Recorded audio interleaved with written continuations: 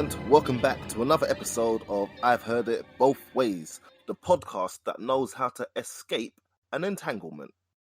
No, entanglement. Mate, we're back. We're back. We're back again. I know you've missed us. Introducing ourselves, I'm Zach. I'm Habs. I forgot what my name is in this, but yeah. We need to get our timing back right again. Exactly. We're going to comedic timing just to bounce off of each other. We are going to be. You're just talking over. Let's just talk over each other. Talk at the same time. Talk at the same time. That's how we're going to do it for season 3. Right. But yeah, let's be passing that baton. Talking of passing, mate, you're going to come up with those introductions from now on, yeah? Let's alternate. God, mate, that's not. There's another meaning to passing as well. Talking of passing. Oh yeah, it's true. Yeah, so you mean you're going to pass the what do you call that? Like passing the baton. Yeah, but what do you call it? The introduction. The tagline. Tagline. Tagline. Yeah. How you been, Zach? Everything all right?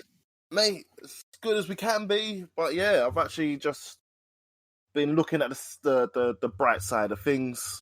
Not been out of my house for ages, but yeah, enjoying the company. Feel for you, man. But hopefully things do get better and we can all freely move around. At the moment, it's kind of loosening up a bit. People are starting to go out, and I think it's just the working from home thing still happening. So I'm in a new studio. So I like it. Let me know, listener, if you can. Sounds good from my side, mate. Yeah. Sounds good. All right. Well, we're ready for season 3, man. Hope you missed us. And the topics, mate. The topic's going to be so amazing this season, man. Mate, back with a bang. You are raising the bar. You are raising the bar so high. Mate. You don't. We've got in store for you, listener. Certainly. And now I've got to see if my Finsbury flop is going to go over the bar or if it's going to flop. Right. I don't know what that is. Mate, that's a little bit of sports history. You don't know the Finsbury flop? That's the technique that you use for high jump. Yes, I do know the one where you break your back to get over the bar. Yes. Right. Have you been watching a lot of quizzes? Yeah. Before that, you were basically trying to just step over the bar. So I'm like, right, new style. Let's go with that new style. Back first. Jokes. Yeah. All right, mate. Amongst all of the, I don't even know if it was research or if I was just like delving through the internet and whatnot. But something stuck in my head for a while, and that was the fact that I heard. Do you know the product of the year for this year? Yeah. Do you know what it is? Well, I can guess, the obvious face masks and stuff like that. Oh yeah, no. I think that's a bit too new. Yeah, that's a bit too new. Yeah. That's gonna come into the next one. But product of the year, I think it runs from January 2019 until like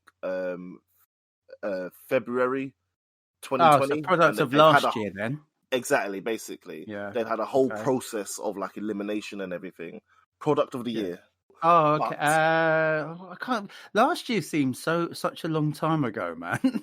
Mate, to be honest, it's gonna have absolutely nothing to do with the year itself. Oh right, it's go just on then. A label that they give product of the year.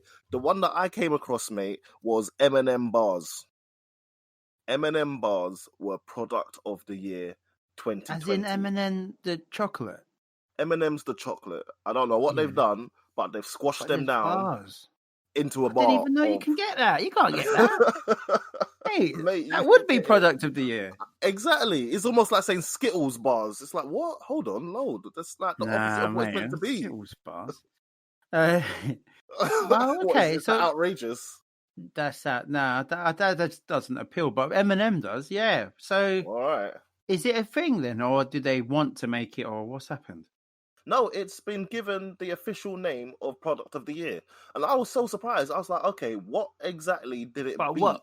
What was this? What did you read this on? Was it like a chocolate of the year? I don't know. I think I read it on like a chocolate wrapper or something like that. On the M&M, on the M&M Yeah, wrapper, yeah? All right. exactly. I can't remember where I read it, but I knew I wanted to check it out, and I did check it out, mate. And it's a bit of an anticlimax because there's not just one product of the year. There's about 40, 50 products of the year, mate. It's all Yeah. within categories. So that was Okay. obviously the one for like confectionery, and it won out in And the it confectionery. and it didn't exist because I would definitely. I'm one of those people that would buy something just because it's new, and I Yeah. definitely would buy an M&M bar Well, just to try this it. is exactly for you then, because the whole thing of the product of the year is about like ingenuity in either design or I'll have to say like taste or flavor or something like this. So yeah, you just got won over by turning what do you call individual M&Ms? Pellets into a bar. Okay. What do you Right. call them then? What do you call them? Nuggets. Maybe, yeah, Yeah. maybe. It's going back to that episode where you're classifying groups of food, Oh nuggets yeah, of exactly. M&Ms. For the Yeah, shape. yeah. All right. And it won me. And then I just started looking through all of the products of the year, and I was like, Did any of them exist? no, they do exist. The M&M thing does exist, mate. M&M, right? Not in England. No, M&M it bars don't exists in exist. England, mate. It exists in England. What? I'm Like, going. I've seen it. I'd probably had the bar in my hand. I can't remember. Or someone else. No, I'm going. Mate, it Right, exists. that's it. I'm going But to the big Tesco's. exactly. It's not about yeah, I might have just seen it on the shelf. See, now that you say that, I was probably walking past it on the shelf and looked and thought, what? I was surprised that it existed and then that it had won product of the year. But yeah, that's almost the point, that there's a new take on a particular product. Okay. Because most of the winners, I'm like, now this already existed, but they just had a new take on it. Okay. Yeah. Right. So I don't know. Do you want to pick a category and hope it's a category that exists, and I'll tell you what won? Pick a category. Just any consumer product.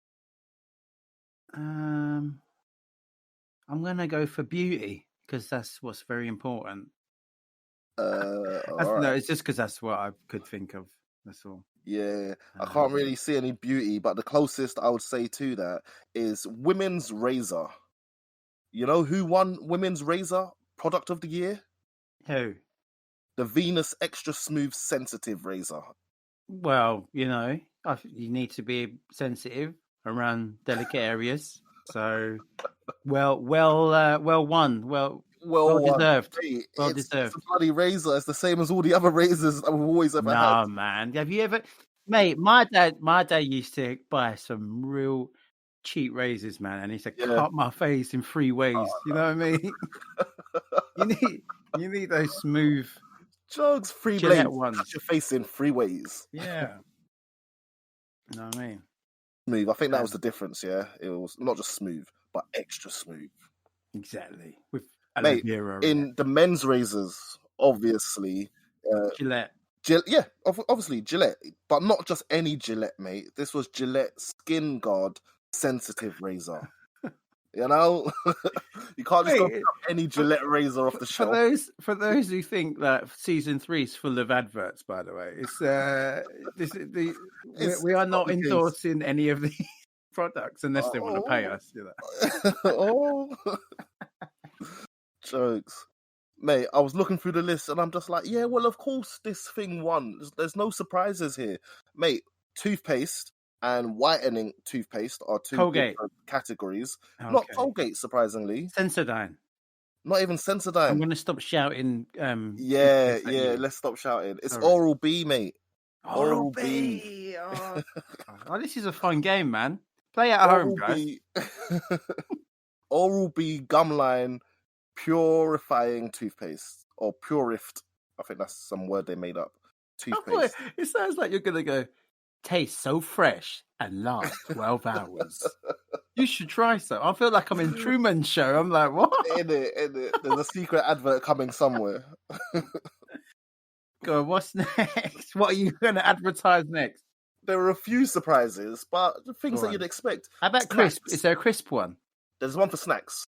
Okay, I'm gonna guess. I'm gonna go out of the norm. and I'm gonna go for what were they called? Were they called Branningtons? Oh my gosh, mate! If this Do you was remember product the of the year, mustard ones? if this was product of the year 1997, you probably would have won with that. Yeah. Oh, Yeah, really? Do you remember that? Remember, I used to be yeah, I that love guy those. at school. Do you remember that? So I Yeah, used to be that guy at school who bought what were they called? Branstons or Branningtons or whatever. Brannigans. I think. Yeah, I used to buy the mustard ones, and everyone used to go, "Let me try that." Raw, Yeah, it's really mustardy, you know. And then I had no crisps left. I was that guy who used to buy those crisps. yeah, that everyone would want to taste. Yeah. No, I love them things, man. Every time I see them, I buy them again. See, that's because of me, you know. Boy, imprinted. All right, who won? Mate, who's the biggest guy in confectionery or snacks? Gary Lineker. Snacks. No, mate. No. Pretty I big. get what you mean, but he's not. He's like a real person. This isn't a real person. This is someone from the branding. Oh. A fictional character that you've never seen his face, but he's been producing snacks for the longest time. Exceedingly good snacks. Oh, Exceedingly Mr. good Kipling. snacks. Mr. Kipling, of course. The snack Really? category was won by some Mr. Kipling's cakes. I don't even bother to write down the name, mate. It's just whatever. Oh, mate, what are you doing? I want to try those cakes. I'll put the it was. You can't be like, oh, it's product of the year, and then don't tell us what it is. Just put some cake in it. I shouldn't come with half the information, but it was something along the lines of Mr. Kipling's fat-free, reduced fat, strawberry and raspberry slices. I don't like all of that. that. I mean, swap out any of the words in that you want, and you've got it. If you want fat-free, don't eat a cake, innit? Like, just exactly. You eat everything in moderation, man. Yeah. Come on, why are you gonna have like this everything free cake? Certain times I buy these cakes from like just independent traders, Brixton Market. I want to give her a plug, but I can't remember her name anymore. Mate, you've been plugging, mate. You've just been plugging away. Mate, these are big corporations. Fun them. I'm talking about what's it called? Auntie Hilda. It's not even that. I can't. Aunt Jemima. It's definitely not that. I can't remember. No, it's not. Oh, mate, she's coming up later. But anyway, I'm gonna remember her name. I'm gonna put it in the show notes, or I'm gonna edit it in somehow. But yeah, independent, makes cakes, sells them in Brixton Market. Okay. Mate, she must have had. Well, I say her, like her son runs the store, or her grandson. Must have had some sugar-free ginger cake or something like this. Sugar-free carrot cake. Mate, I bought it. I took like one bite out of it. I can't deal with that. What is this? Sugar-free. Yeah, was it just sugar-free? Like, was it even sweet? This? Was it sweet? It wasn't sweet. It wasn't sweet, mate. I don't know why you would want that. Maybe you are like watching your figure or something like this, or really conscious of your weight. Thing is, you can have a cake even if you're conscious of your weight. Just don't have like a lot of them. Yeah, exactly. Portion control. Exactly. Portion control rather than amending the recipe. What's the point of having a cake that you're not going to like? You know what I mean? Yeah. One category that I was actually, for some reason, excited for was the baby formula powder and the baby cereal. Because obviously I've got a little daughter, and I'm like, okay, are we giving her the market leader? Yeah, exactly. Yeah. So I had to check. Yeah, mate, we're winning. It's Cow and Gate all the way. What is it? Cow and Gate Growing Up Baby Formula was the winner, and then Cow and Gate, what was this thing called? Banana whole grain porridge with buckwheat. That's the best cereal to give your babies. Have you tried it? I don't know if we got the buckwheat one, man. I think that might have turned me off. Oh, come on. Definitely giving her the banana porridge. Cutting corners, man. It's your daughter, you know what I mean? Mate, it's rich. We've probably given her all of them. Have you tried the baby food just to have a little try? I don't think I have, actually. Let me think. Nah, I'll maybe try it for temperature rather than taste, mate. Do you know what I mean? Yeah. Yeah, in case you get hooked on it, innit? And then you're like, oh. Exactly. And there's nothing for the baby no more. Yeah, exactly. Mate, I used to go to the supermarket. I'll just take like every flavour of whatever her food is off the shelf, and it's just in the basket. Take every flavour off, and it's in the basket. So I'm pretty sure we did get this banana and buckwheat at some point. And can you tell if